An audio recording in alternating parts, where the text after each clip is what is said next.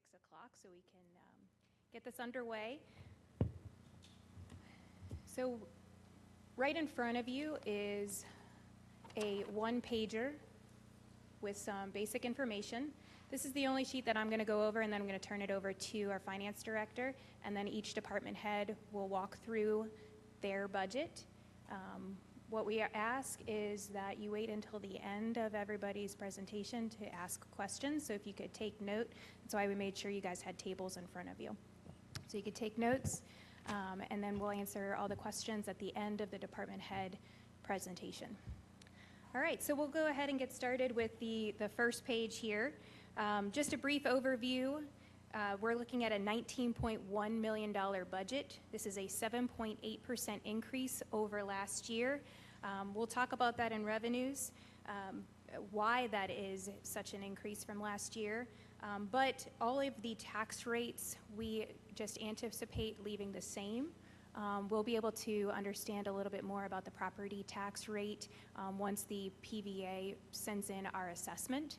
So that's not going to be for a few months. So right now, all of our revenue projections are based on the current tax rates.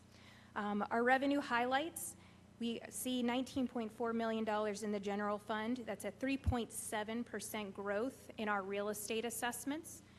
We have 6% growth in our payroll and occupational licensing revenue.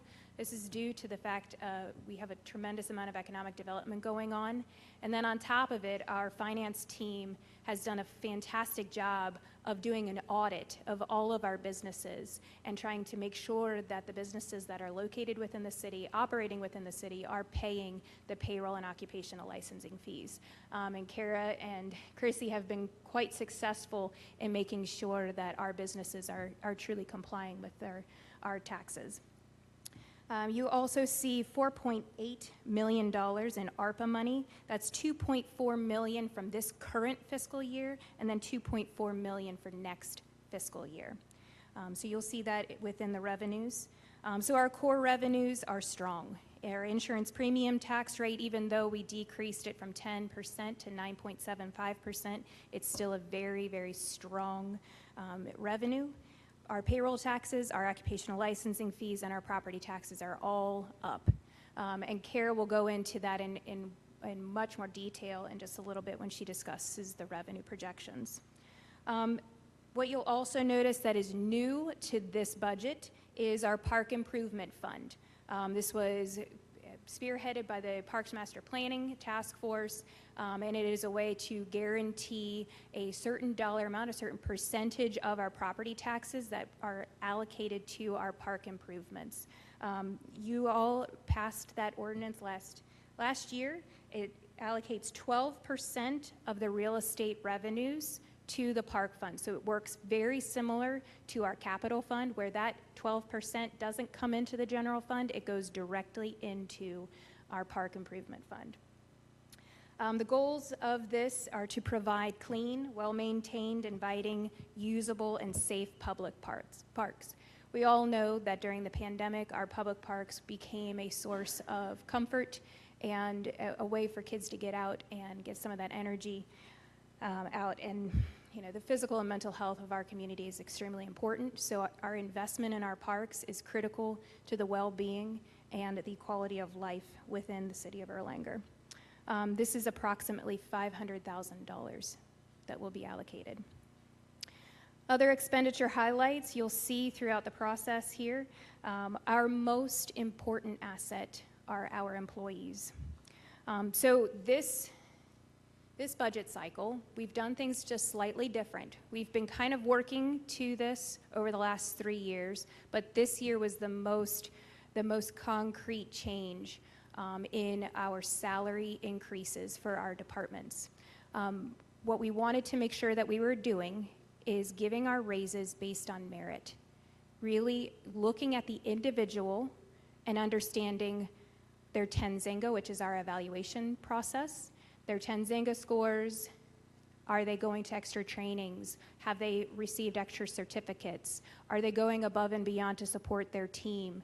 Are they somebody that we view as a leader, that we want to retain here within the city and have them move up through the ranks? So truly looking at the individual and understanding what do they need in order to stay here as a city employee.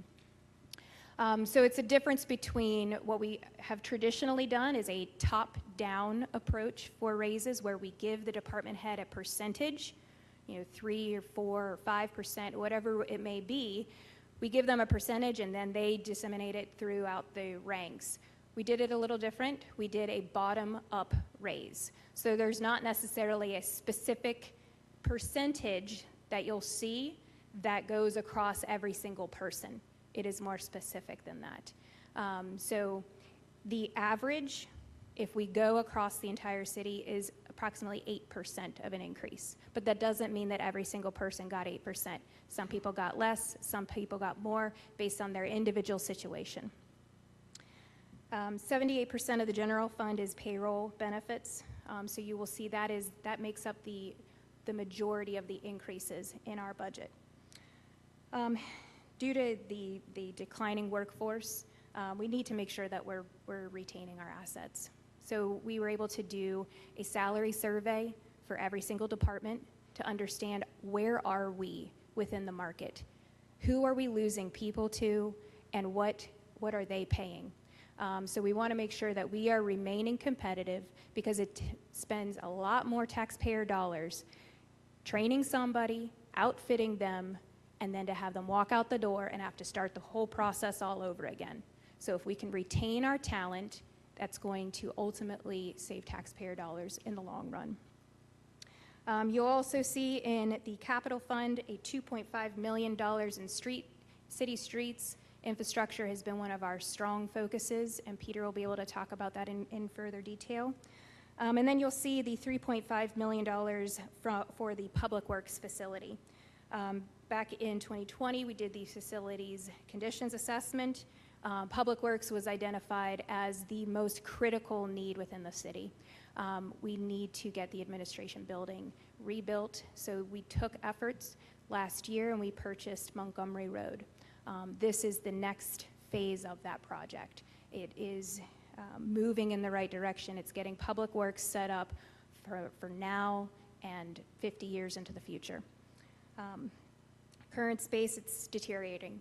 The health and safety of our employees is critical, and this is the #1 focus of this particular line item.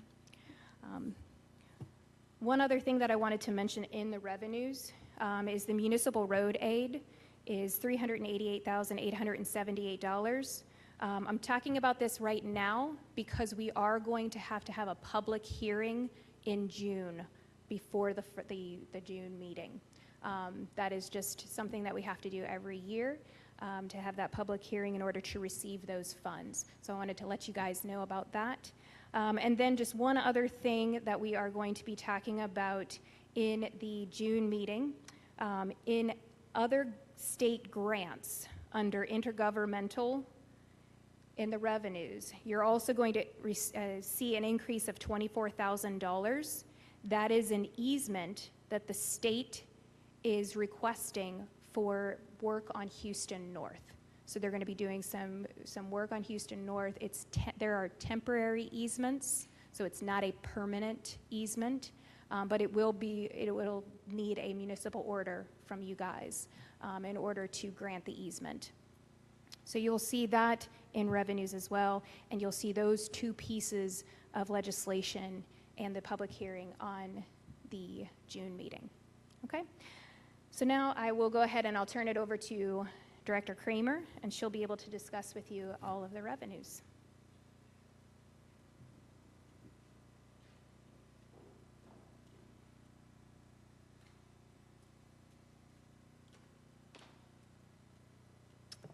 Good evening.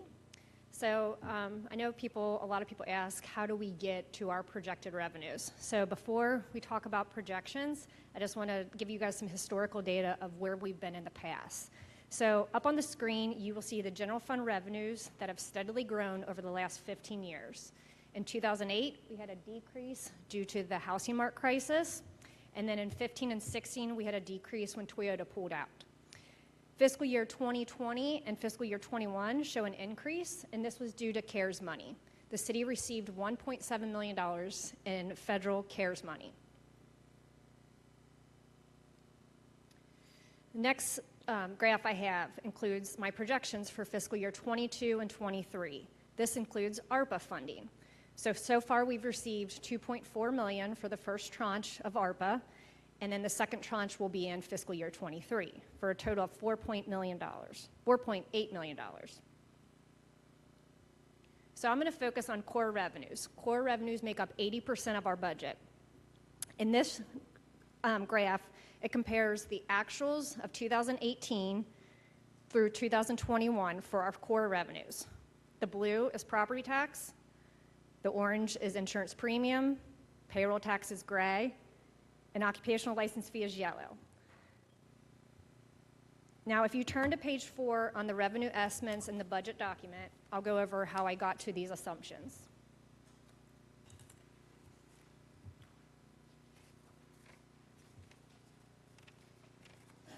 So like Jessica said, we did not include any tax reductions for property tax for fiscal year 23.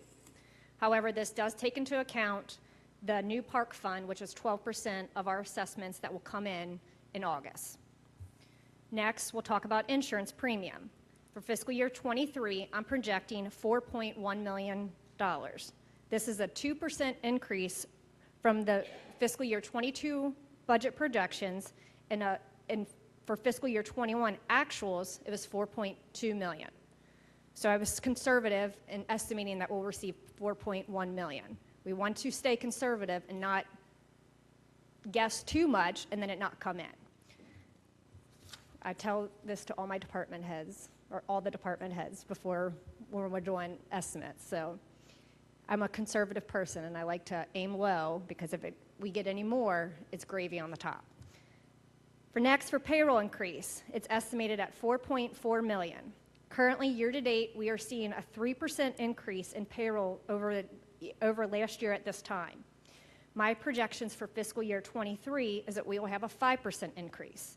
This is due to the companies offering higher wages to their employees.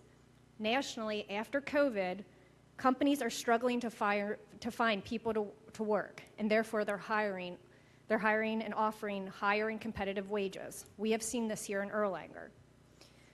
Lastly, occupational license, we will look at both actuals and projections. Again, we're still in fiscal year 22, so I don't have actuals for fiscal year 22 yet. I only have what we've collected so far. So I look at both the actuals for 21 and what we've collected so far.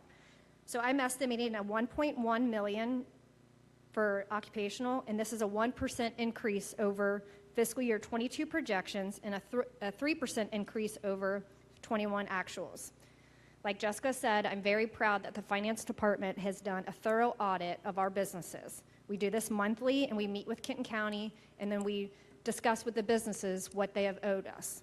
So far, we've collected an additional $176,000 that we were not previously getting.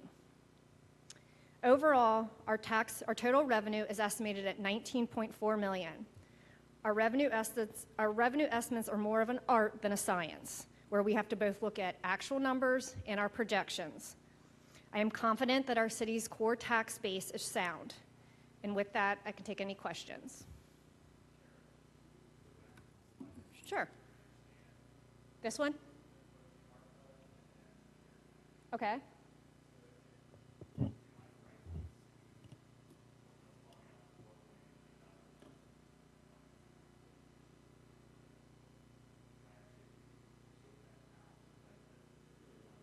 Right.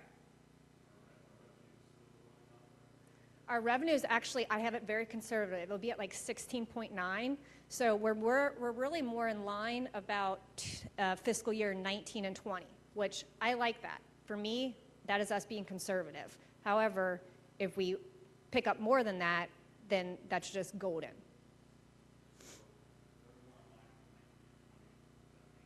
That just means I'm being conservative on my estimates. Yeah, so if you look, right.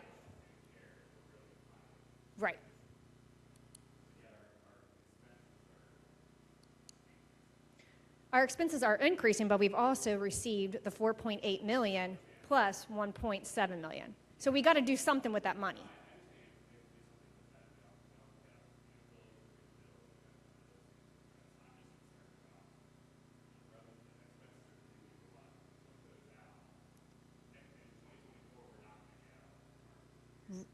Right, but to that same token, if I estimate too high and revenues do not come in, and we have expenses. Mm-hmm.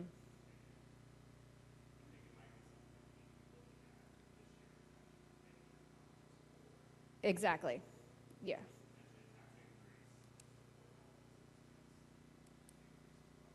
Well, so we have done projections for 10 years out, and we feel confident that for, at least 10 years, we're in good standing. We've received the ARPA money, we've received the federal money, and we always budget lower than what we actually receive.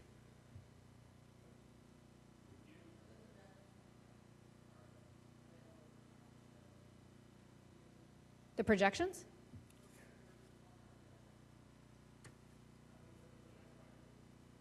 I don't have it readily available right now, but we do on the expense side, yes, we do. And this is more of an art than a science. We don't know what's going to happen tomorrow, but I feel confident for what we're saying right now that we're in good shape.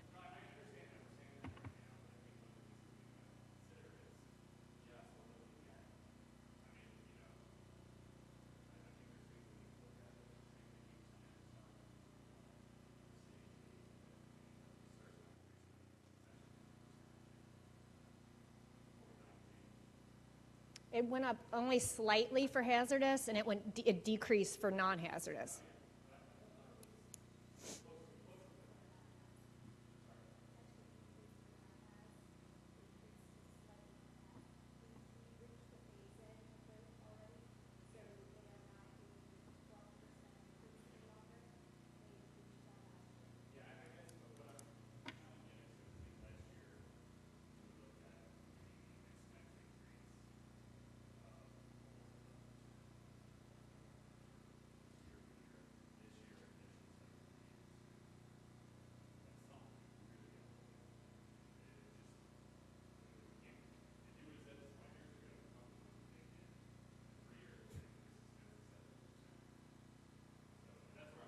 Mm-hmm.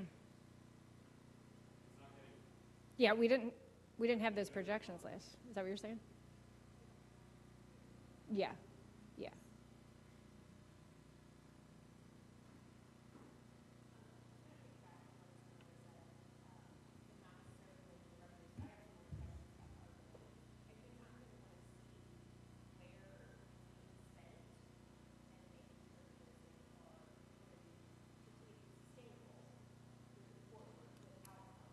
Mm-hmm. Right, and that's what we did in our projections. So we did include that.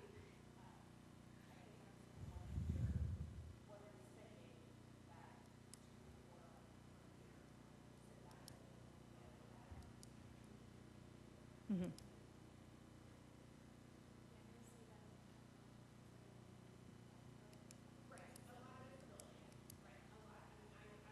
Mm-hmm.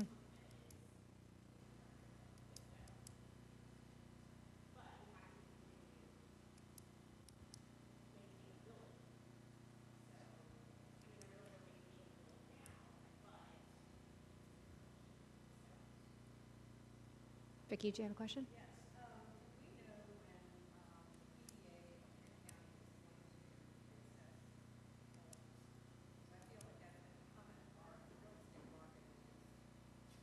Mm-hmm.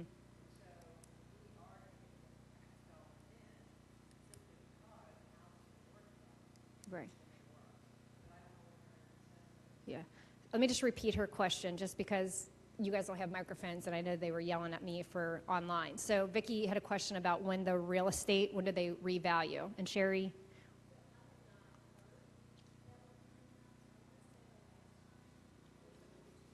Yeah, I was going to say in 19 or 20. So it's every 4 years. And we included that in our projections too. So we thought through everything. We were working on this, started in November, so. Anything else for me? All right, next up, we're going to start going through the departments, and Sherry is up with general government.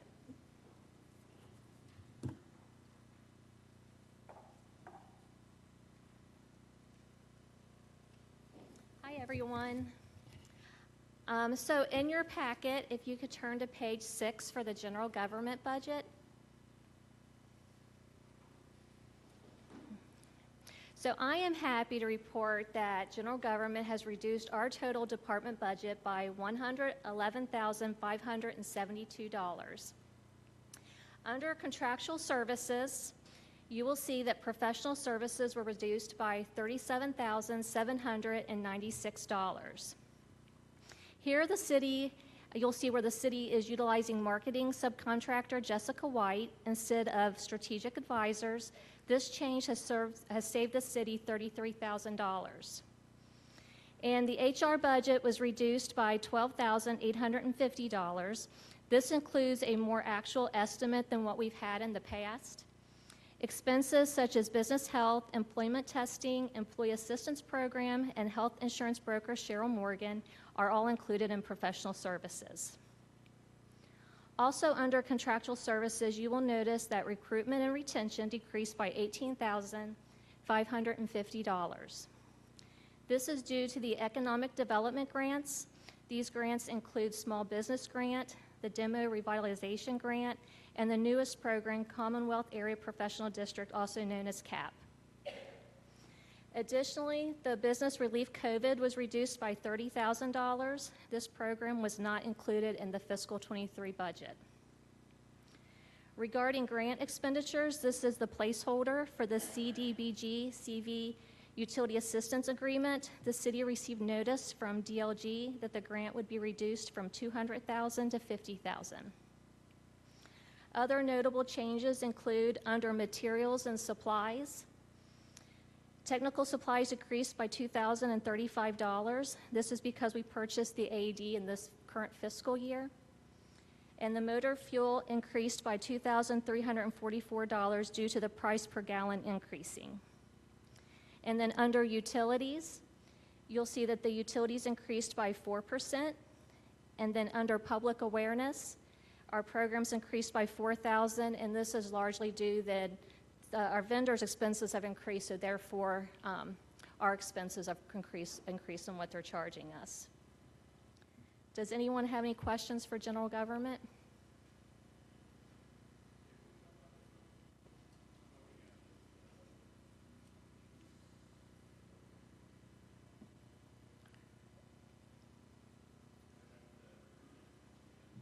Is on page 6.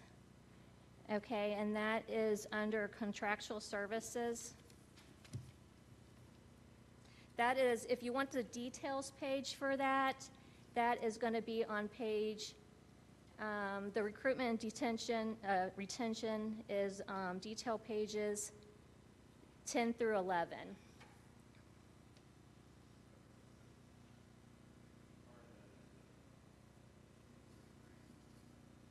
Yes.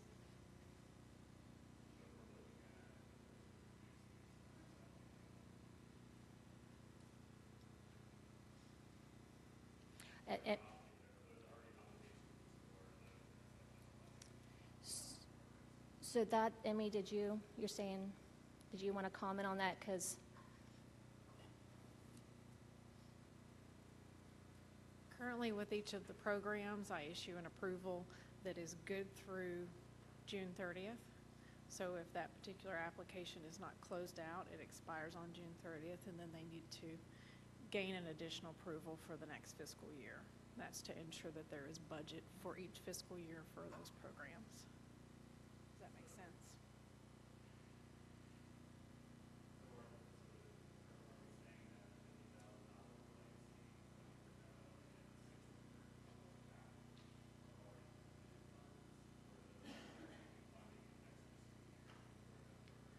Those will be grants approved in the next fiscal year for those programs. if those are not, for example, right now I have applications that have been approved but have not yet been submitted for reimbursement. So if those applicants do not submit for reimbursement between now and June 30th, and we do not fund those programs for next year, those applicants would not be funded. Does that make sense?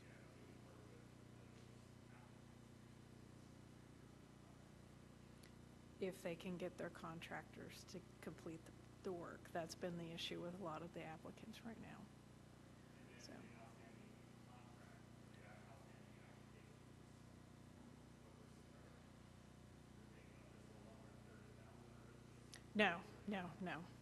No, I would, if all of those programs are funded at a total of 130, and I am able to fund any of those programs out of that pot of funds, I anticipate that I can both fund any open applications that may roll across the fiscal year as well as new applications next year. In other words, I think that's an adequate pot of funds for those programs.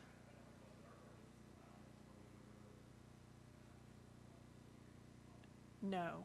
Typically, I have accepted a correspondence back and forth that they're reapplying under the same application form for the next year and issued that.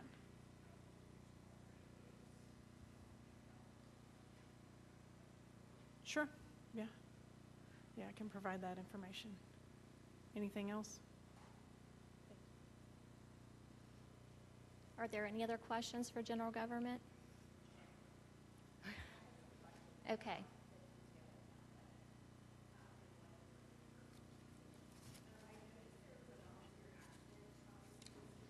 Yes. Okay, so that was when we actually had volunteers with the city, and that we just don't have them anymore, so they removed it.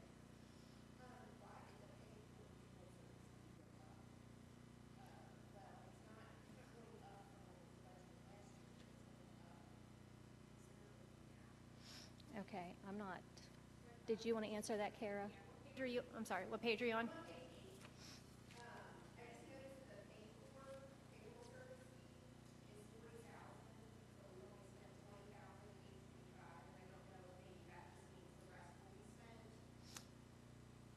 So when Ed took over for Shannon, he is trying to fine-tune the HR expenses. So he did lower it some, but we didn't want to lower it too much and then come back. The same thing on the healthcare expenses. We have lowered it considerably, but we didn't want to lower it because we're trying. This will be his second full year, so he's fine-tuning all those.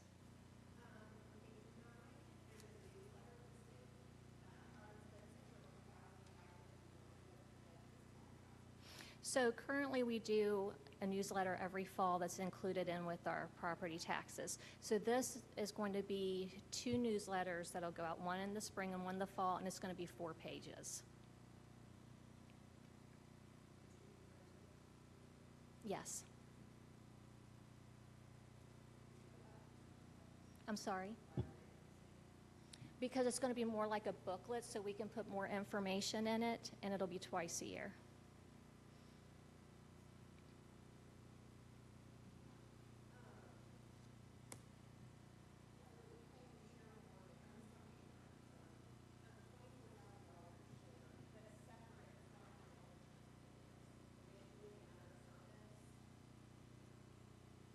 Yes, they're our broker that helps us with our health insurance, and they help us considerably.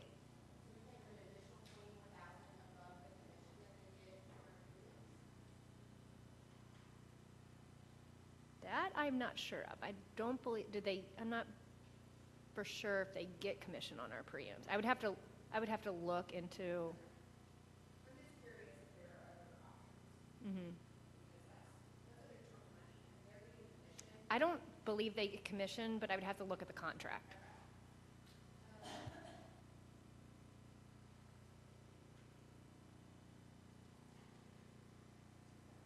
Okay. Mr. Meyer?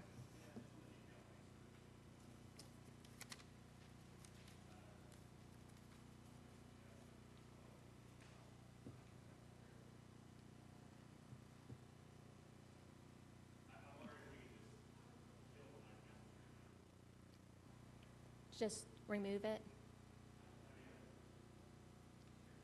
Okay.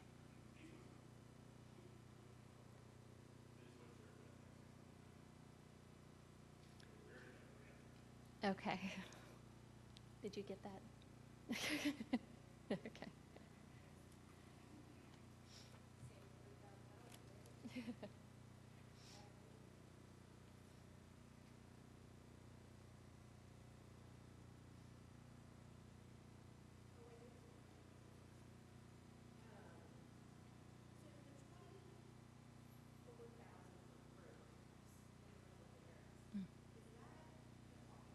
Yes, it is.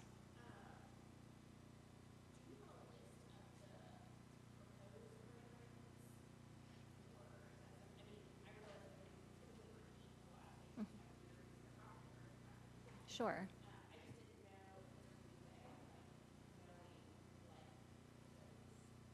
Well, she creates her list every January for throughout the entire year. So I don't have, I mean, we only have it up through December of this year. But I do know with the increases that she's seeing is that, for instance, the petting zoo, what we would have paid in the past cost more this time just because their expenses have increased. And plus, they also do have to get licenses, and so that's also in their costs.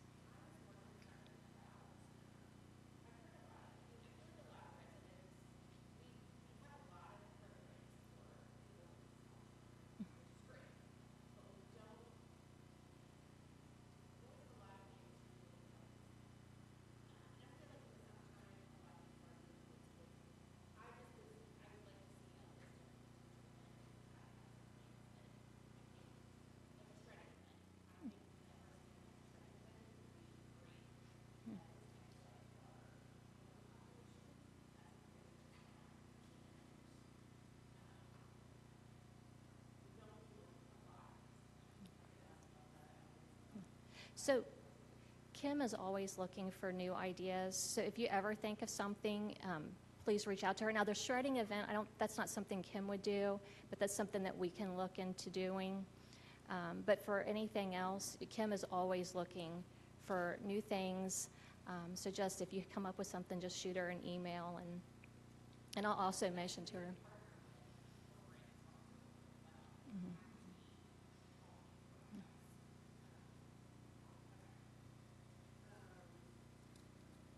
Okay. Any other questions? Okay, I'm going to go ahead and move on to CTI. So please go to page 18 of your packet.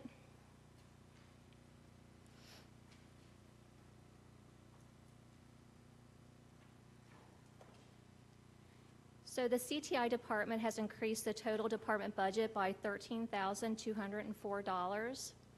The contractual services have increased due to the increase in ransomware and cyber attacks becoming more prevalent. We are increasing our antivirus protection and monitoring, which will provide an additional security feature. Currently, we only have WebRoot. Locally, PDS and the Water District have both suffered some from recent attacks. And today, we just received an email from Russia and where they were trying to hack into our system. This protection is an added increase of $6,000. Under materials and supplies, you will see that equipment has increased by $10,000. This amount is for miscellaneous hardware replacements. Last year, we streamlined this area too much, and this increase will allow for any emergencies and additions that we have throughout the year. And then if you go to page 51 for capital expenditures, 51.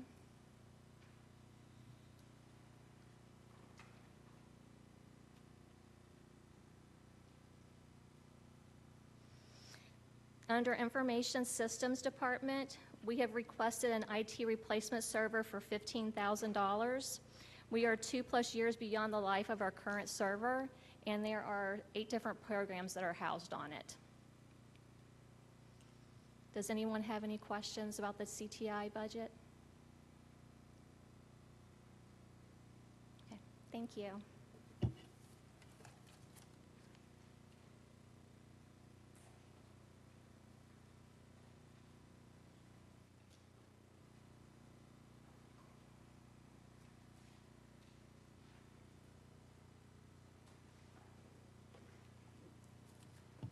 luckily you guys got all your questions out of the way with those people, so I'm sure you won't have any from me. All right. So, police department's budget has increased $706,000 basically. 90% of the police department's budget is salary and benefits. Of that $706,000, $119,000 of that this year is just due to several items. If you can flip to page 27.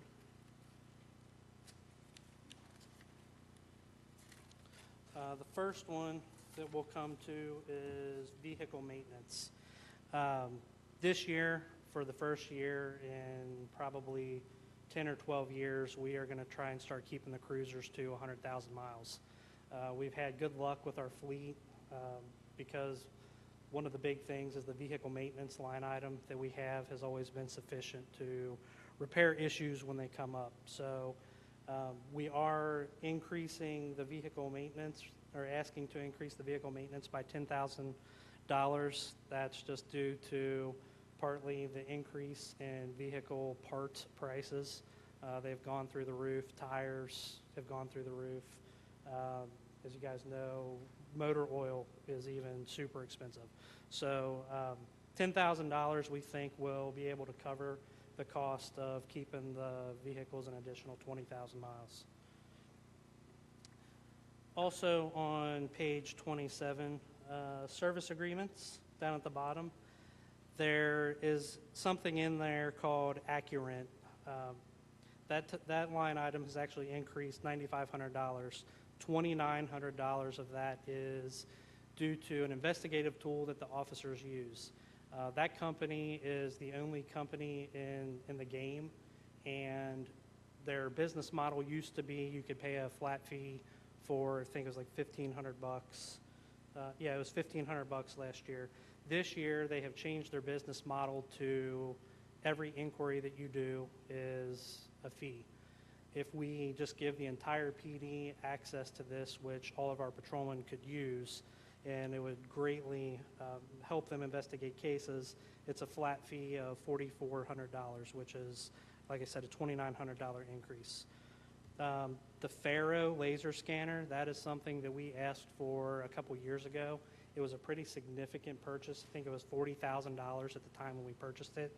$6,600 is to to extend the factory warranty and to maintain the software with that.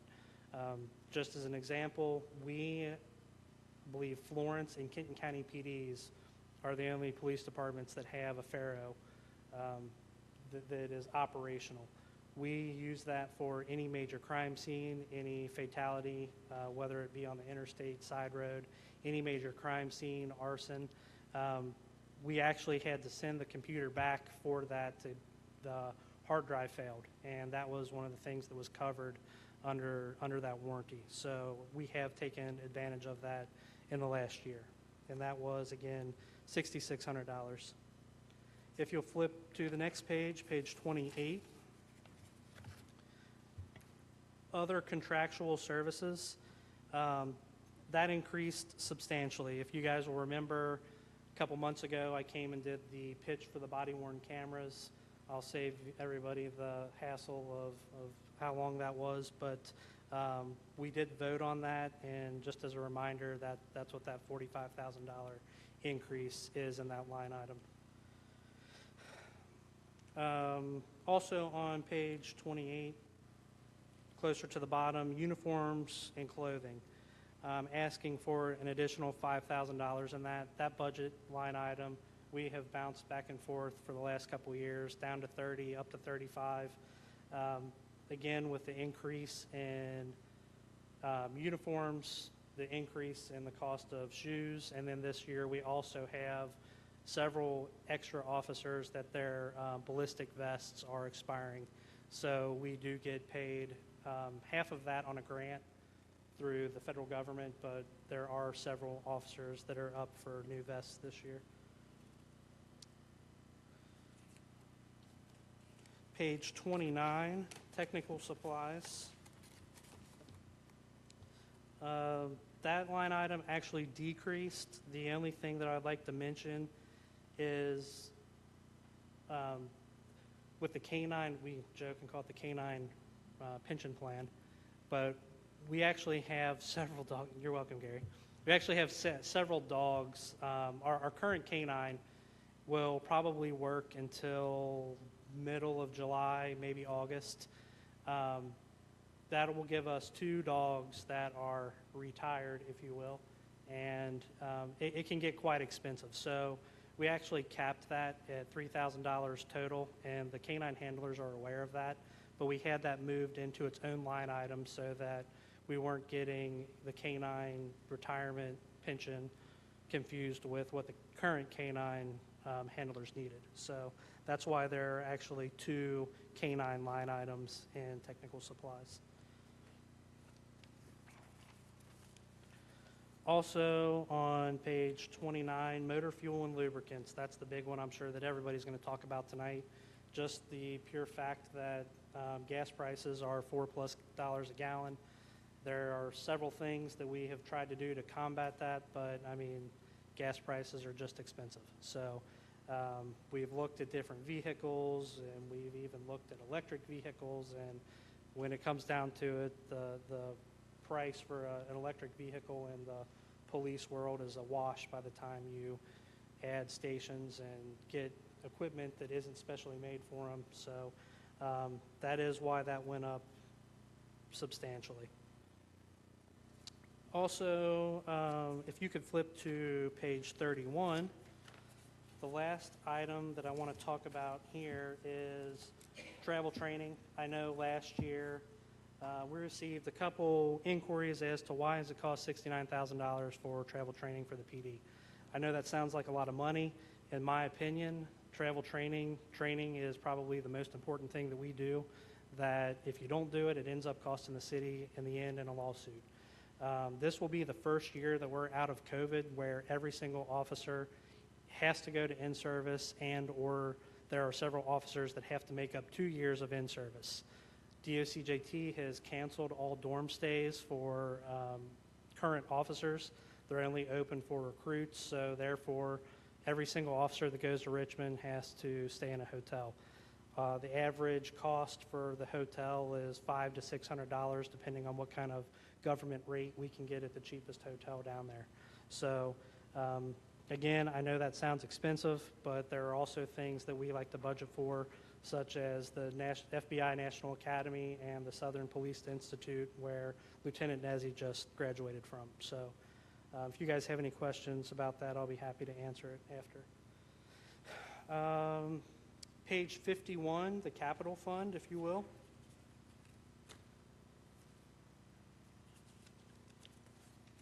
As I said when I began, we are going to try and we are going to try to keep the cars to 100,000 miles. So with that being said, that allowed us to only ask for 4 marked police vehicles this year in this year's budget.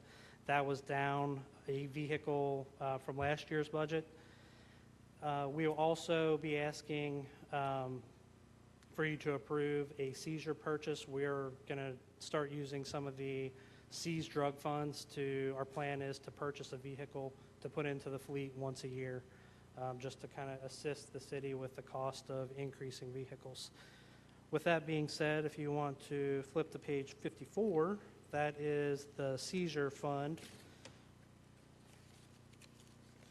And you can see, again, the Seizure Fund, I think I talked about this last year.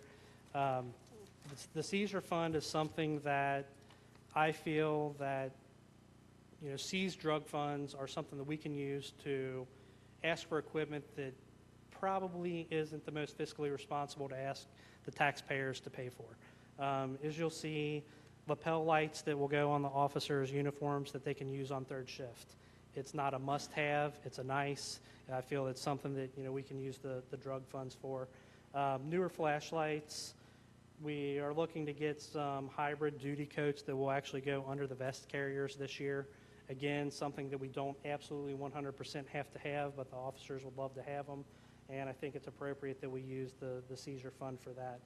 Also, out of the seizure fund, like I said, we're going to pay for one marked or unmarked vehicle for the detective's office, and we also lease a vehicle for our undercover officer that's in the DEA task force, which again, I think is appropriate that we're using seized drug funds to pay for our drug guy's vehicle. It's kind of ironic. So, are there any questions about anything that I've gone over tonight? Gary, go ahead.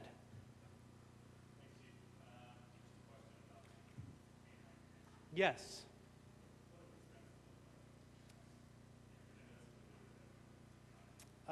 To be honest, it has exceeded what we thought it would be. The older the dog is getting, the more issues that he's having, and we kind of had to put a cap on it and say, you know, we're only willing to pay what we budgeted for, and not kill the budget for the other current dogs that we have. Yeah.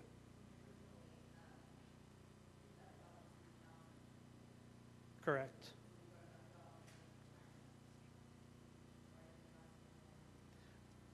We just figured that with the increase and everything else that we have going on, that asking for additional money in that area wasn't necessary. It's just a perk that the city's donating the dog, which is an expensive piece of equipment to begin with. So we felt that it was just $1,500 per retired dog was appropriate.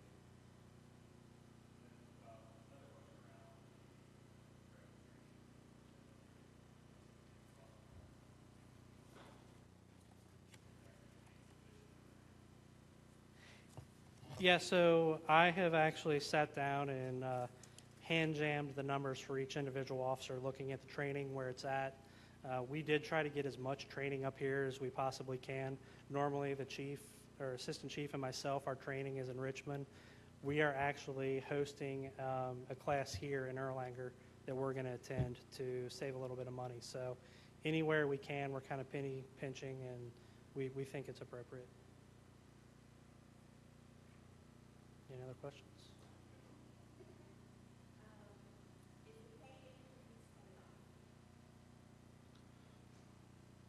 Yes.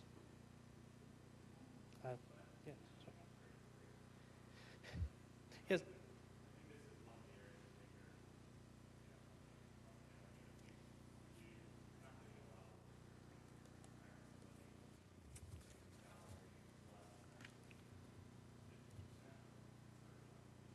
Right. So I can tell you this. I think, I don't remember if it was the mayor or Kara, one of them talked earlier about the way that we went about doing our survey. We wanted to see the pay stubs from officers in surrounding cities and not just go off of, you know, what the ad district says or whatever, you know, the rumors are. I can tell you that if we get these raises this year, I called it an adjustment. It adjusts us up to slightly above the average level. With everything else that the city of Erlanger gives us with health care benefits, that's kind of our sweet spot. Now, my biggest concern is for years to come after this. I don't want to do just a big bump this year and then, you know, we fall flat on our faces for the next couple years. I think that we need to continue to, you know, give a decent raise depending on what the cities next to us are doing, because that's where we lose. We're not losing people out of state. You know, we've lost people in the past to Boone County and Newport. And when I did this survey, I based my numbers, what my proposal was, off of Boone County, because that's where we've lost the most people to. As long as council has an appetite the next several years to continue with these increases, I think Erlanger is in a perfect spot.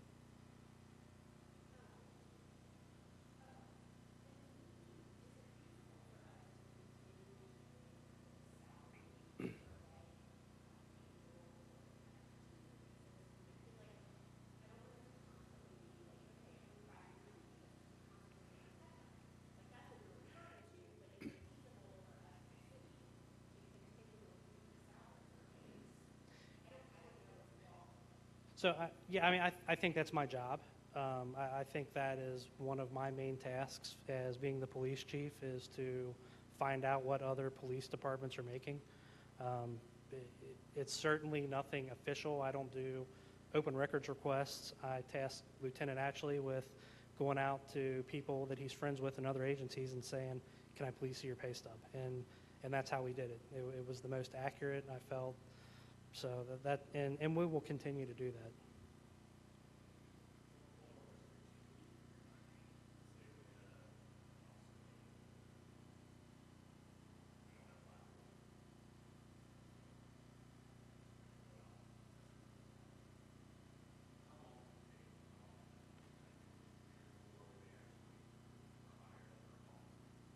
Right now, we are probably looking at the soonest. If we have done a process right now. I have names that if someone quits, I can pick the name and I can send them to the academy. The problem is the academy is probably full. The last time I checked, it was early August. We're probably out to late August right now. Then they'll do another 20 weeks in the academy, and then they'll come back here and do another 20 weeks of field training, and then. So, I mean, you're looking at a year, a minimum of a year and a half before, if I make the decision today, that officer hits the road. So, right. Yeah. We are currently in the process of applying for a COPS grant where they will pay for 75% of the loaded rate of a salary. But federal government's a little bit slow on getting back to us on this. So.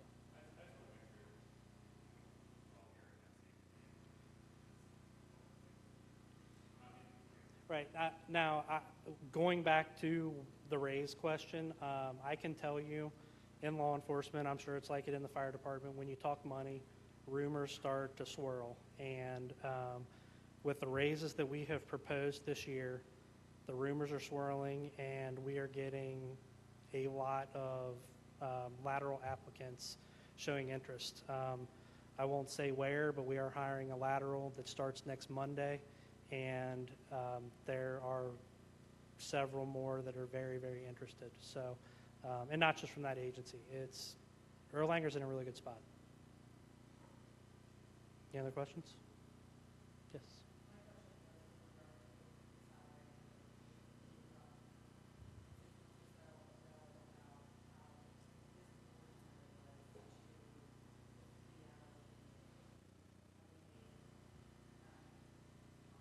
Yes.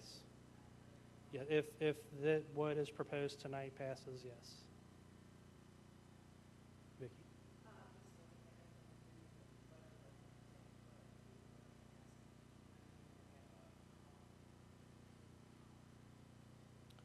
Eventually. We've just been very, very busy. Right. Every time we scheduled something, there would be a surge in COVID, and then if we have it, then people get mad. No, it's not totally gone. It's a work in progress.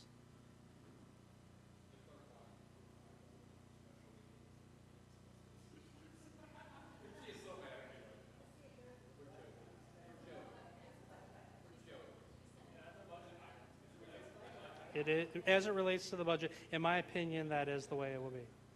Yes.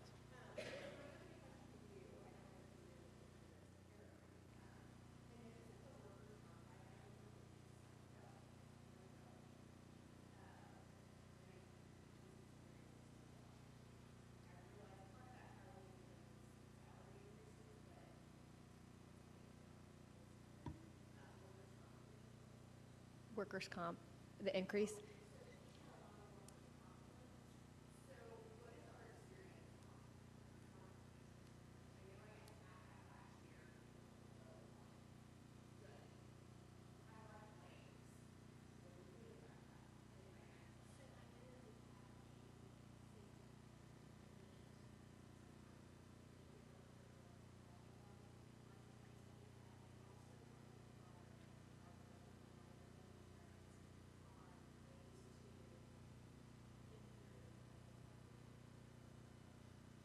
Also, HR is working to, I know with police, to get them back in the office on light duty.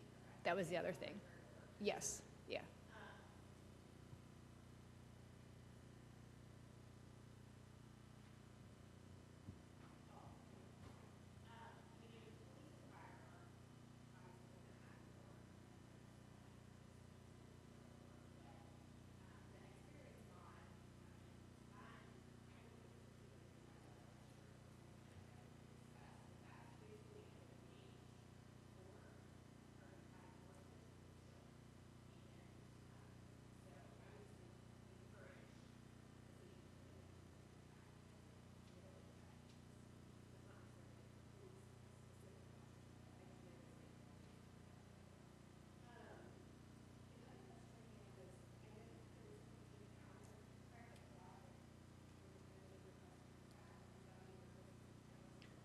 No, so we asked for the 2 additional traffic signs in last year's budget, and Lieutenant Claire was able to work a deal with the company that if, when we bought the licenses for the new signs, it was for the lifetime of the sign so that we don't have the reoccurring fee. Mhm.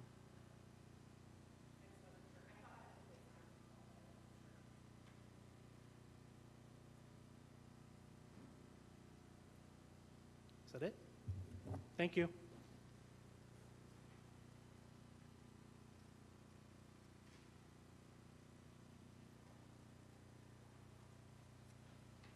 Good evening. I'm nicer than Kyle, I promise.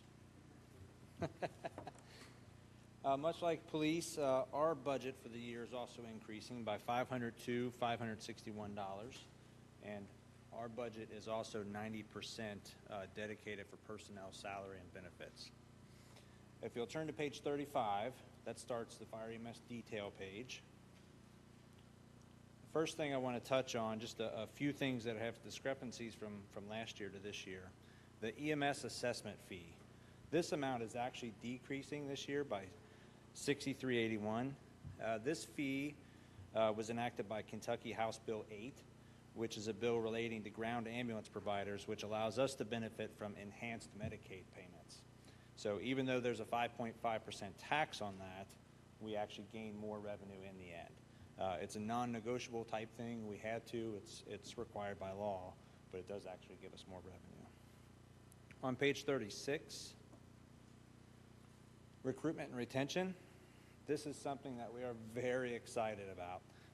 This is the first time we're putting some money into this line. We're putting in $15,000. Still the same number? Okay. So we're putting in $15,000 this year to implement an internship program. What we're going to do with that is to try to increase our pool of candidates, not only within our department, but within the fire service as a whole in the area. That does assist us with recruiting new team members to our department. 2 of our recent new hires were interns at local neighboring departments' internship programs. It'll allow us to bring in 2 interns and pay for their college while they give us work time in return. So this is going to be self-funded. There are some grant opportunities out there. We chose to do this self-funded based on some of the models that we've experienced with other local departments.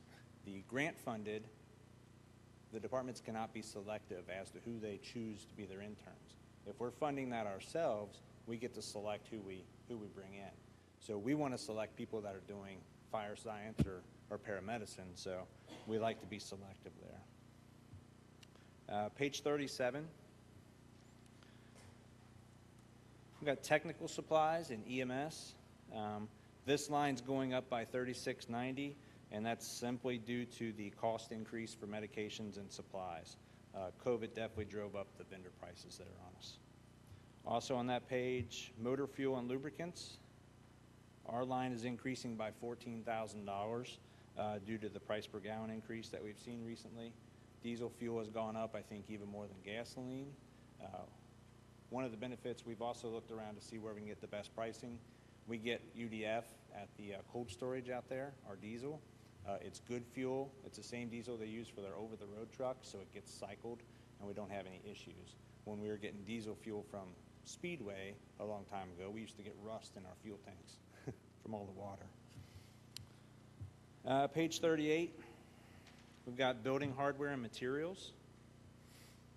We're increasing this line by $4,000 this coming year. We would like to make some minor improvements and add some storage at the fire station, and that's stuff that we can handle in-house.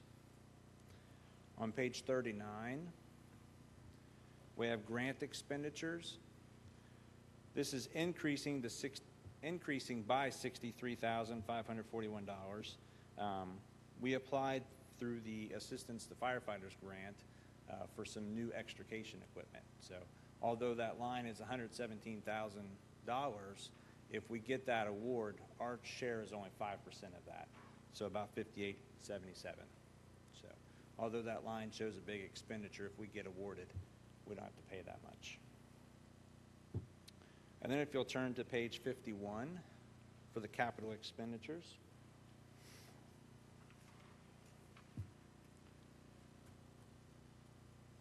We have utility 71 in here. This was actually budgeted for the current fiscal year that we're in right now. We were not able to purchase that this year due to supply chain issues in the automotive industry. So we're just moving that into next year.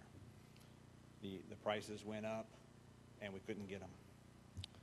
Vehicle 75 and vehicle 79, these are due for replacement just due to age. We also put in for a Lucas device, and this piece of equipment is really amazing. I know we did a scenario for you guys with the task force, and you got to see how that worked. Basically, it's a chest compression machine that allows our teams to provide high quality and consistent chest compressions to cardiac arrest patients. We currently have one of those on both of our frontline ambulances, but we would like to put one on Engine 51. They make a lot of EMS responses without ambulances and have to wait, so it's something that they could apply to a patient rapidly before an ambulance gets there. And finally, we have Ambulance 65 Remount. This is a 2012 unit. We have our ambulances on a 9-year replacement cycle. So it's 10 years old this year. We had already pushed that out. We needed some new engines a few years ago, so we agreed to kind of push some other things back. Since we've already purchased 3 Braun ambulances, we'd like to remount our oldest box onto a new chassis. What we do is we send the ambulance to them. They take the box off. They do a whole refurb of the box, put it on a brand new chassis, and essentially we have a brand new ambulance. So this saves us between $75,000 and $80,000 as compared to new. So it's a really nice program, and this is the first time that we'll be able to do that, and it's something that a road that we would like to go down. So, any questions for me, Mr. Meyer?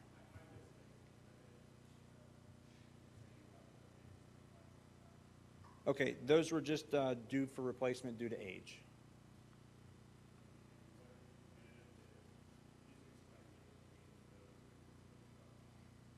Okay, so the utility truck is something that we use. We test hydrants, something that we have a trailer hitch on, that we can put hoses on, that we can tow trailers with. So it's basically just a fleet vehicle that everybody in the department can use. And 75 and 79 are the take-home command staff cars.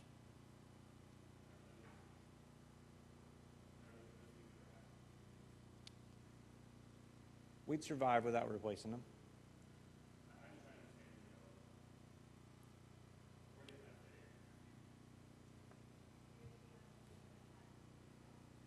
Right.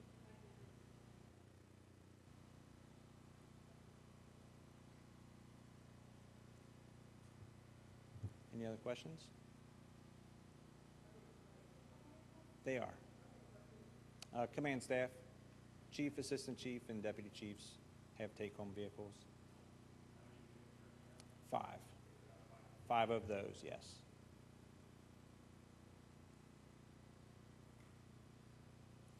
You guys were nice to me. Thank you. Oh, okay. Good.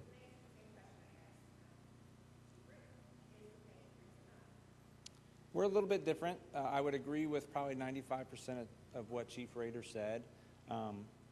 Like he said, it's my job to make sure that we're doing okay and we do the salary surveys. We lose people to a lot of different places. We don't lose anybody to other places because of culture. We have an amazing culture in our fire department and in our city. People love working here, and Mayor learned a lot of this. It really stinks when someone says, I love it here, but I'm going here instead. A lot of times it's due to pay, but with this 8% increase overall, it's going to get us a really good step in the right direction. I'd agree with Kyle. If we did a huge increase this year and then fell flat years following, it wouldn't help us. Knowing that there's a plan moving forward helps tremendously.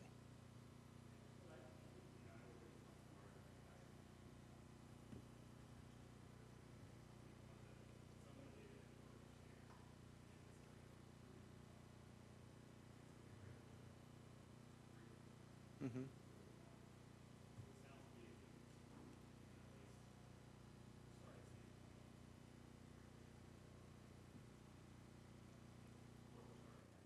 You're correct. We always have applicants, no matter what.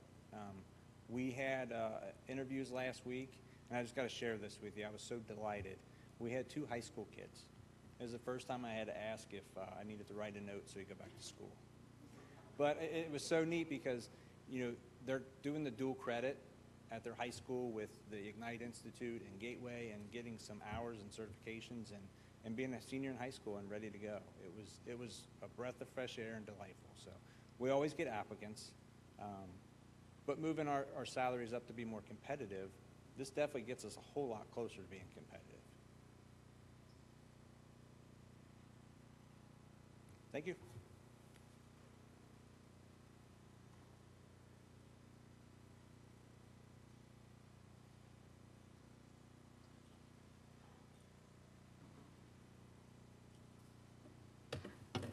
All right, good evening, everybody. Take me a second to get organized here.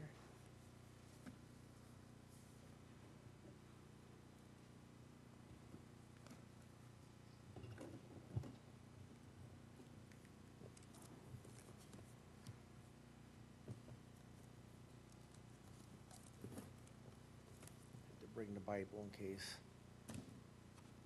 Renee asks the tough questions. Okay, so Public Works. Like other departments, we too have an increase in our budget ask. This year will be a total increase of just shy of $300,000, $298,978.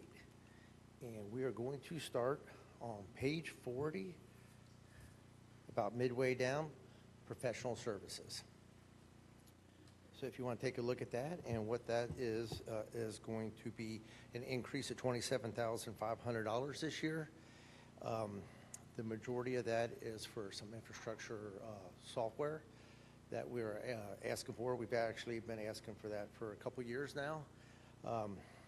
And what we're asking for is 4 modules, which will enable us to track and manage residents' complaints and requests that they get. We'll be able to turn those requests and complaints into work orders, so we'll have a comprehensive work order system, which we don't have a work order system now. And then we will be getting a module for vehicle and equipment maintenance and PMs, which will be huge in our world to be able to accurately manage and track our vehicle maintenance. And lastly, a pavement index module, which will enable us to manage our street better. A couple years ago, we asked for like $32,000 to have PDS come in and inspect all of our streets. With this module, we'll be able to do all that work in-house, so we'll be able to do all the pavement condition indexing and inspections in-house, and to generate long-term infrastructure forecasting when it comes to our streets, which is the majority of our budget when you're talking about $2.5 million. And the amount of effort it takes the Public Works team to come up with that plan is excessive. So this will really help us develop better plans and be more efficient in doing that. Also within professional services, $5,000 this year for engineering for our mandatory bridge inspections. Biannually, every 2 years, we go out and inspect every city-owned bridge. And that coincides with Transportation Cabinet's bridge inspection program as well. And we've been doing that now. This is the second request that we've had for that. So this is our second go-round. Our next item is below that. We'll be reviewing building maintenance. We had an increase of $8,700. That line item has taken a pretty good hits over the last couple of years with the COVID issues that we've had. This year, what we have is half the money that we're going to be asking for is for Firehouse 1. We have a drainage issue in their large bay system that is beyond being a problem. It was probably a problem 5 years ago that we keep on kicking the can down the road, and it's a pretty substantial repair, so half the budget is going to be going to that. and then we just adjusted it for inflation as well. The next item is bridge beautification. That's a line item that we had in the current budget that we've been working with the railroad and Kentucky Department of Transportation on getting our permitting and approvals from. We have since, in a recent month, have received railroad approval. And then with that, now we need to go to the bidding process and then really start another whole nother process with once we get bids out, get a contractor on board, going back with more approvals and more meetings with the railroad department and traffic control plans. We've already submitted one for the transportation cabinet, but they won't approve it until they get official railroad approval. But we've already completed one and they have it in their hands. And one thing we had to do is change our paint specs on that project since we asked for this budget request last year.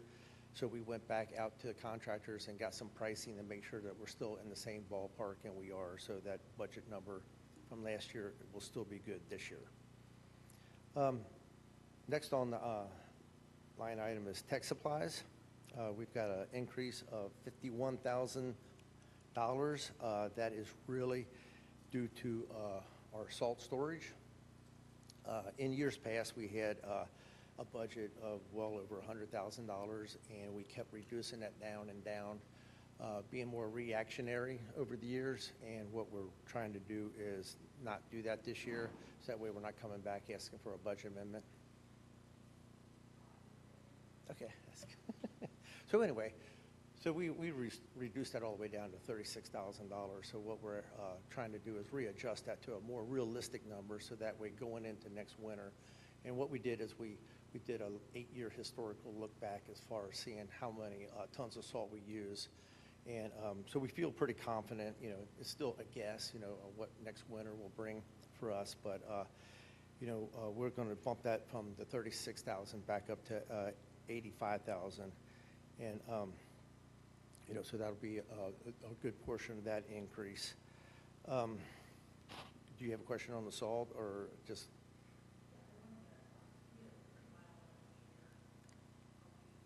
We had a terrible winter this year. We used a ton of salt. We used tons of salt. We were how many? Were we 50,000? We were 50,000 over budget. Yeah, it was an odd year. I will say that we had probably more call-outs this year than I know since I've been here in the last 4 years. So yeah, it was a really, when it comes to inclement weather, it was a horrible year for us. We were out all the time. Yeah, and that's why we try to do that 8-year look back to say, okay, what kind of winters did we have then? What kind of winters, you know, do we project? It's still a total guess, but, you know, bumping it up into that range, I think we are going to be a lot more, we'll be very close to, maybe not the worst case scenario, but, you know, more the mean of what a winter could be for us. Yeah. Yes, it does. Yeah. Yeah, we have covered storage. Mm-hmm. Yeah, so like right now, we have a very good per ton price. So at the end of the year, we stocked our whole building full, not knowing what next year's price is. We think they'll be substantially higher. It's still good. Yeah. Totally protected. It's still 100. It is not wasted at all. Okay. Equipment.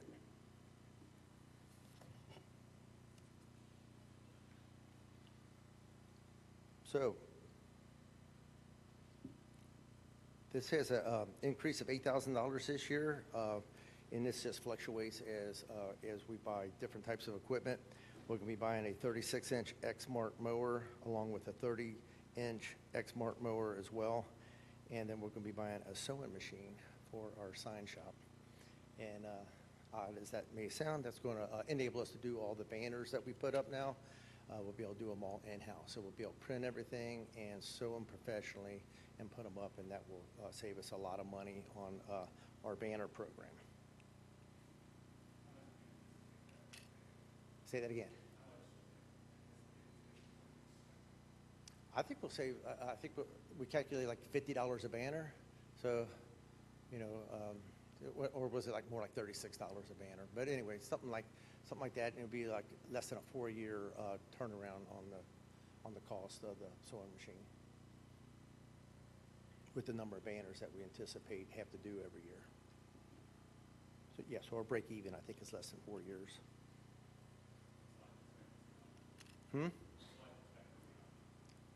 On a sewing machine? Would you take a guess at that? I mean, I would think they would have a 10-year life expectancy. I've never owned a sewing machine, so I don't know. We'll find out.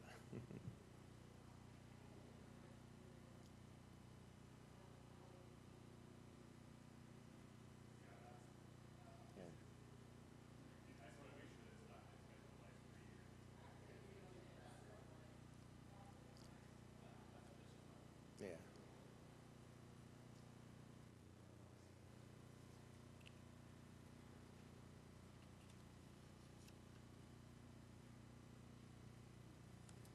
Okay, we're moving on to capital.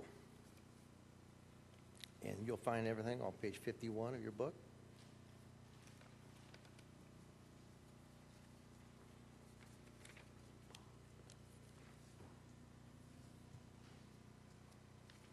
And then we have a new concrete truck that we kind of talked about that with the budget amendment a month ago or so. So we have $80,000 for a new F-550 or a 550 concrete truck. Montgomery Drive Public Works Facility. That is going to be $3.5 million. And what that's going to do is enable us to do phase one of our improvements on that site. And to date, everybody's aware that we've done the whole facility master planning a couple years ago, working with PCA on what our needs assessments are and getting us cost estimates together for our projected needs in 4 different tiers. And since then, we have gone back to PCA for concept drawing. This is going to be a design build project, but we still need conceptual drawings and site drawings. So we've contracted with PCA and have completed all of our concept plans and worked with VOX and VOX on the site plans. And as part of their due diligence, we collected estimates for everything. PCA used Radius Construction for their portion of it, and VOX generated their own estimates.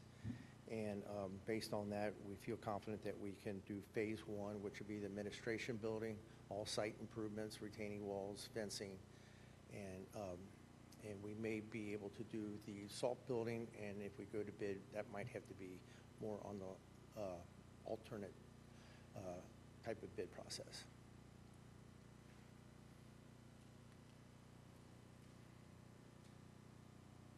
Let's go to sidewalk replacement. Again, we're asking for $200,000, which is a typical ask every year annually for our sidewalk replacement project. We have the Bright Leaf and Narrows grant, and that's $17,805, and that's just carryover money that we use ahead in our budget year to year. We're still in the design phase of that project, so that's still a couple, 2 to 3 years off from construction. The Dole Wick sidewalk, which is the next item, which is $1.4 million. The design is complete, and so is the right-of-way. They're completing the right-of-way acquisition, and we're hoping to go to construction in this upcoming budget year for that sidewalk project. Lastly is our street improvement.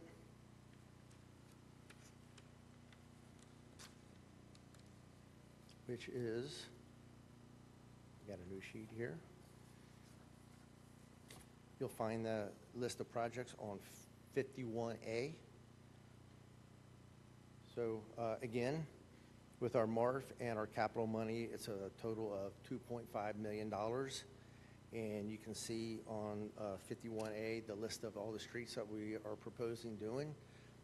That has been a huge change since we met last year. We more than doubled the number of streets that we're going to be addressing through a change in philosophy in our approach.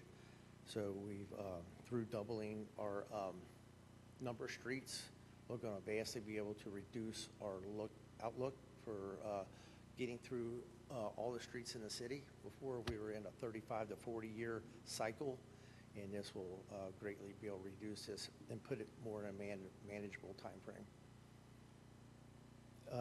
As you can see, a lot of the streets we have listed out as mill and overlay with new sidewalks, and that would be Circlewood, Northway, Spire with no sidewalks, Summit Ridge Lane, mill and overlay, Crest Side Court, it's just a mill and overlay, as well as Pleasure Isle Drive and Glenna Court. Hillcrest Drive is a mill and overlay, as well as Jacqueline Drive, which will also receive new sidewalks. Kimberly Drive will be a mill and overlay with new sidewalks, as well as Debbie Lane and Midden Drive. New concrete replacement streets, which will also include new sidewalks, will be Sigma, Kappa, and Theta. Any questions on the streets? And okay, park improvements.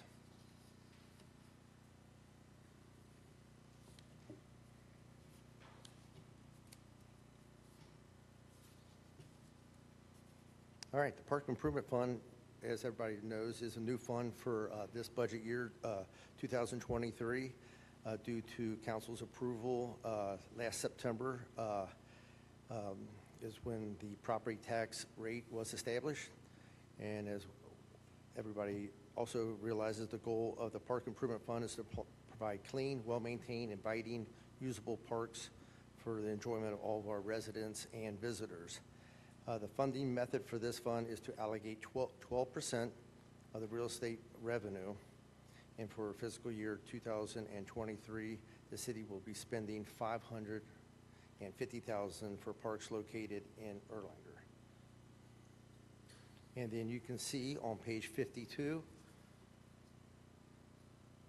the general plan for the $550,000.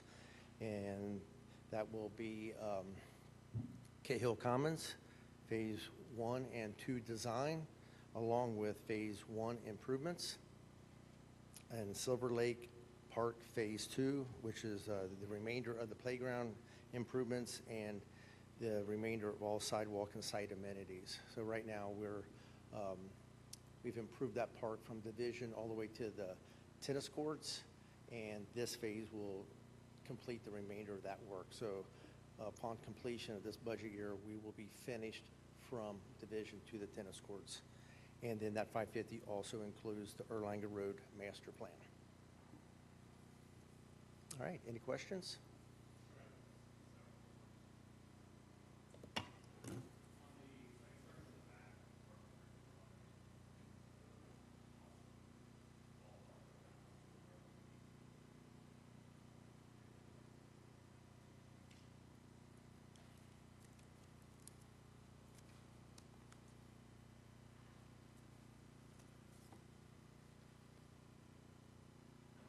Bear with me 2 seconds. I got the exact cost here in just a second.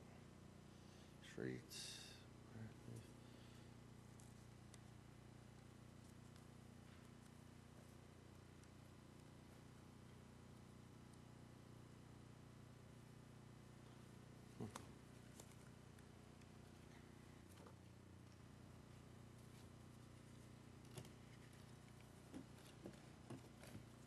Sorry, just take a quick second here.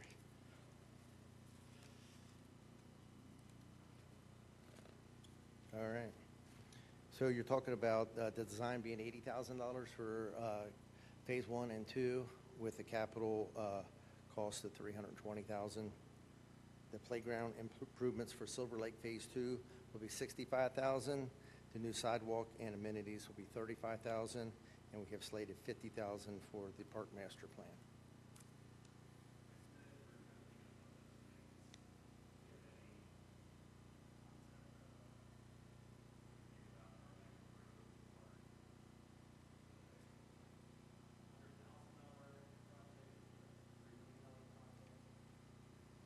The Erlanger Road Yeah, we don't really know what it's going to be. We don't even know the extent of what it's going to be. We don't know if it's going to go from Turfway to Houston or half that, so we don't really know the extents, and we don't know to what degree the park will be. So, of course, it won't be a $100,000 park. It'll be something substantially more than that, depending on, I guess how big it is. Oh, yeah, the closed-off section, yes.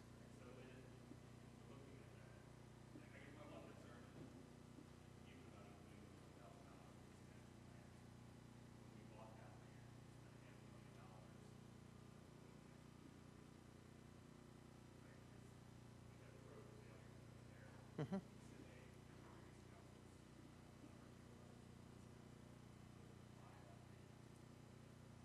Yeah.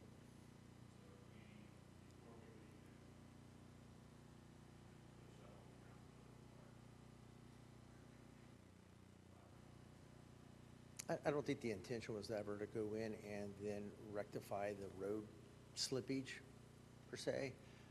That's not something I think that is going to be on the table. I think, those couple areas, we'll have to try to figure out how to get around those slippage, which we couldn't have done and kept the road open. Getting a bike path or a walkway around there would be different than having an actual, road going through there. So I don't think, so I think the $500,000, if that was to go in and make all the repairs to the slips, that's not the intent now.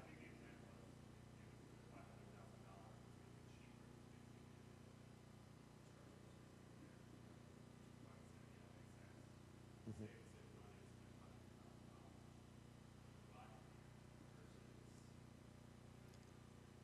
Yeah, I actually, not being here that long, I'm not familiar with because the road we owned. Okay.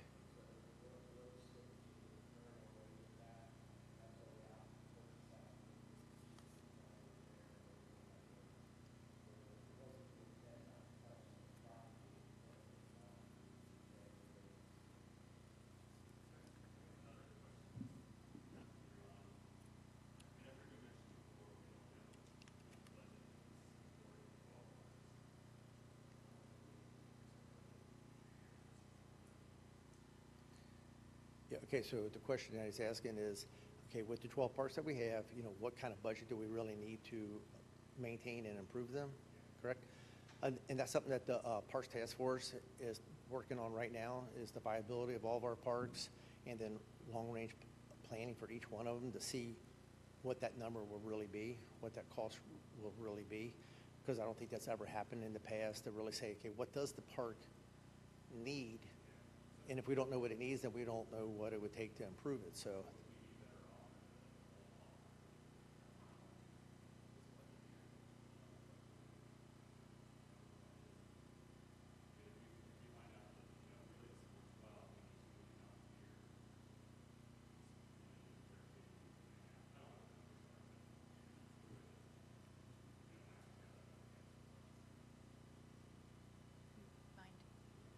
I just want to talk to the Erlanger Road Master Plan just a little bit, because this is something that is much bigger than just the city of Erlanger.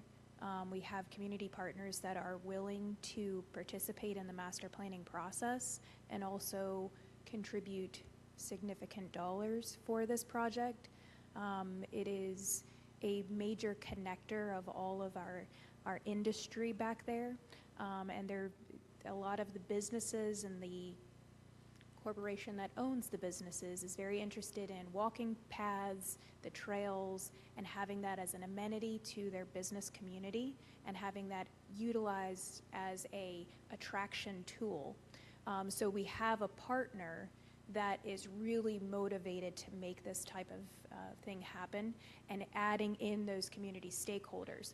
Part of the master planning process that we've discussed with the person that, or the company that we would award the bid to, they are building out all of those community stakeholders and understanding how much of a capital campaign would be necessary to provide this type of park to the Erlanger community, not only for residents but also the business community. So this is a much larger project than just another park being added. The focus on this park is not necessarily a playground. It's really to just keep the natural elements of that area and enhance them with walking trails, bike trails, a potential dog park that is more, it's not necessarily a rectangle fence, it's more of a nature dog park, and really having it be truly focused on conservation and driven around protecting that piece of land. Questions?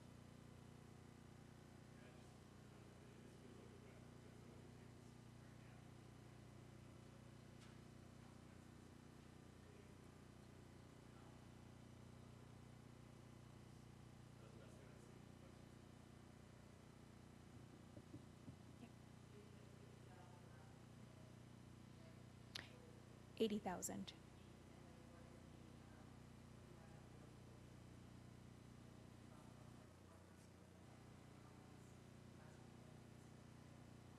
That's once the master planning. So we have one community partner that is actually wanting to be a part of the master planning process so that they can understand and have input on the entire project. And then we'll be able to figure out actual dollar amounts of commitments after that.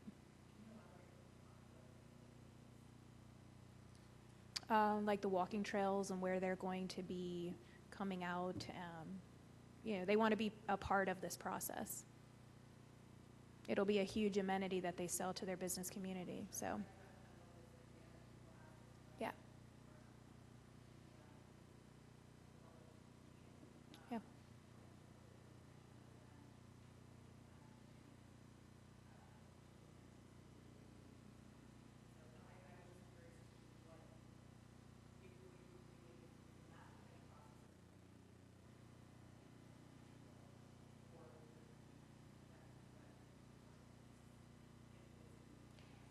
It'll all of the stakeholders will be gathered, and the one premier stakeholder that's very interested and very motivated, they will be playing a role in the ideas and the creation of this park. They're even offering of their land that surrounds the area because they want to be able to make this as amazing as possible. It's also built into the master plan that we have a phased approach, just like all of our other master plans, you know, understanding what the bigger picture and what the bigger vision is for that particular park, but then understanding that there's limited funds available. So making sure that we're breaking those phases down into palatable dollar amounts. Any other questions?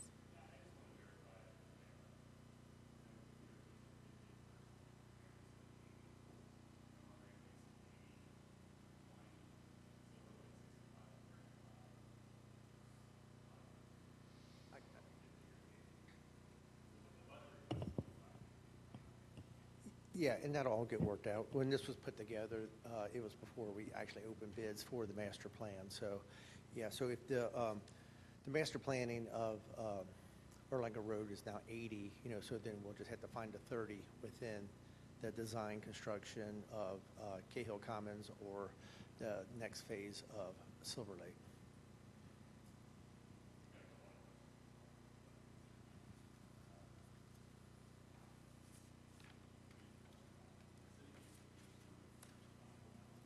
Say that again, I can't hear.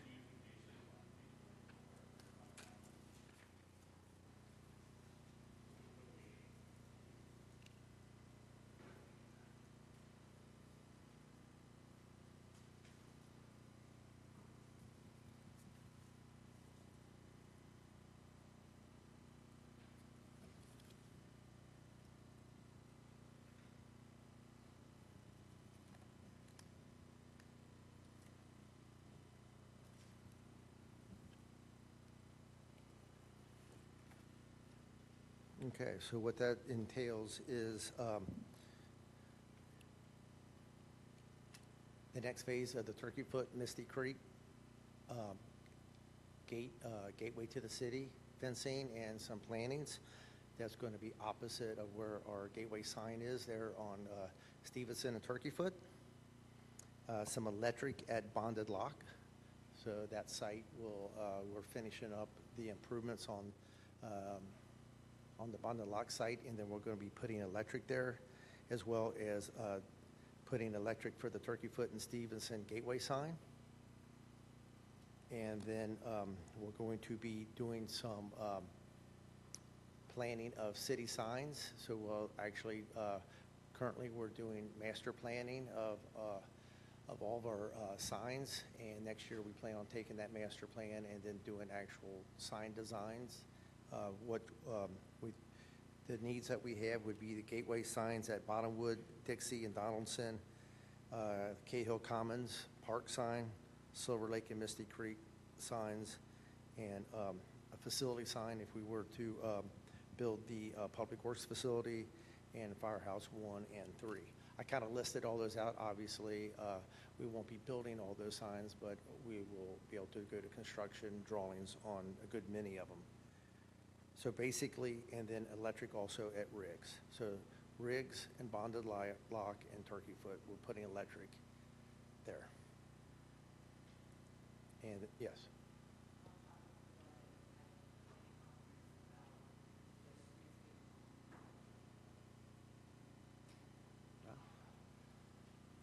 Right. All right.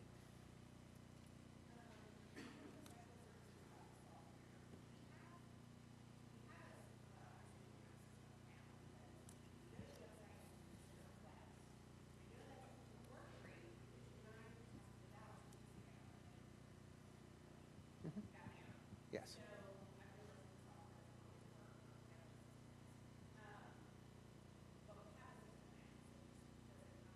Yeah. Yeah, the system we're looking at is not comparable. Yeah, it's completely different. Yeah, so once we get, let's say somebody does go to our webpage and put in a complaint or a request, then we would take that information and put it in the software package that we have. So then that way we can put reminders, to check back with it, and then, you know, it's something that's a live thing that we can query on, not a stagnant type of data entry thing.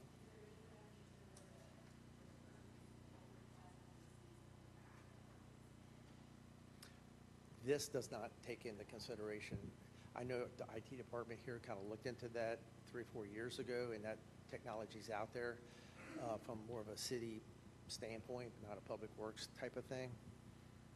But there is software out there that does that.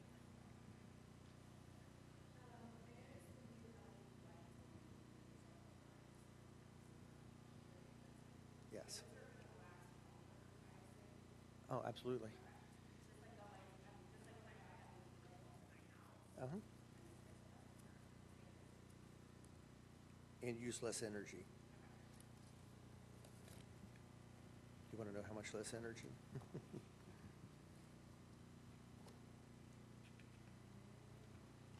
That budget amount will allow us to buy 58 street lights per year, to upgrade 58 of them.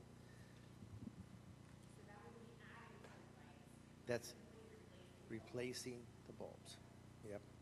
And that would save us $4,500. This is in 2020 when I wrote this memo. It'll save us $4,500 per year on energy costs for just those lights. So it has a 7-year break-even point.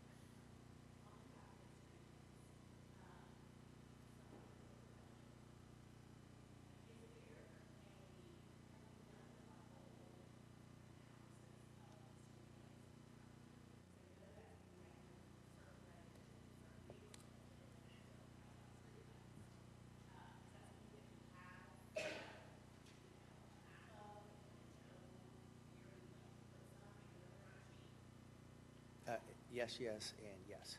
So we do have a map of all our streetlights. We have done analysis. We have made a recommendation to the city manager on that.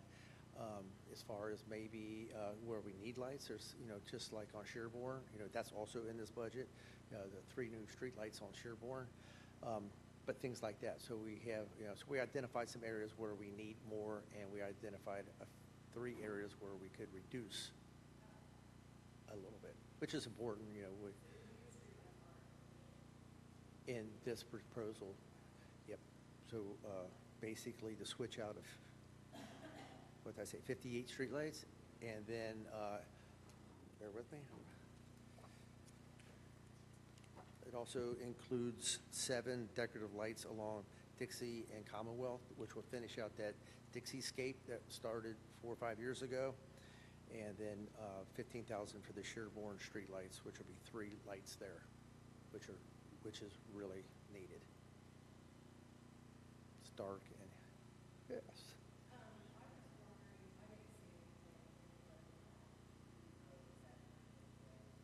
It is not in the, it is not in the budget.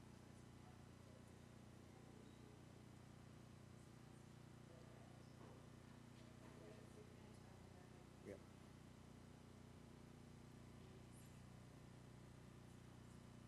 Yep, just something we have to kind of reassess what the intent and purpose and how to go about getting it done. So we kind of got to really study that hard, I think, and go back to the drawing board and figure it out. And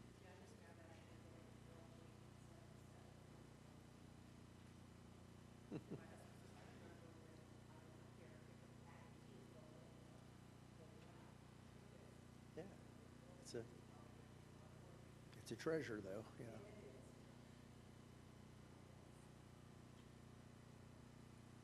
Okay, thank you, appreciate it.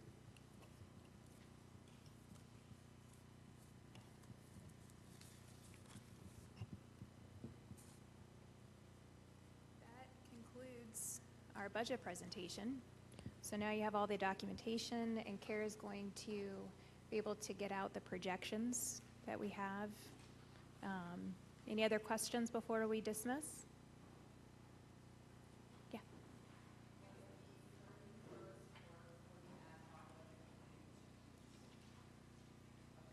31st, is that what you're saying?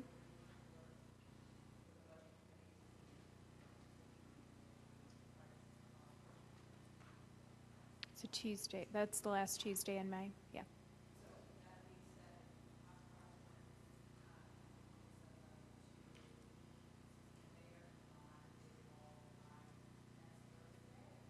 Sounds perfect. Cool.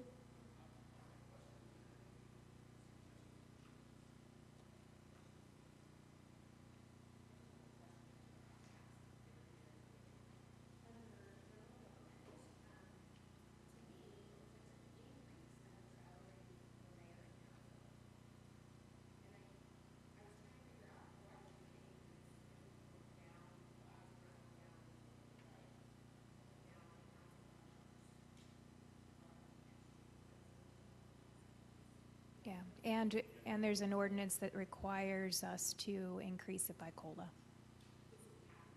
Yeah. Not the mayors, just councils.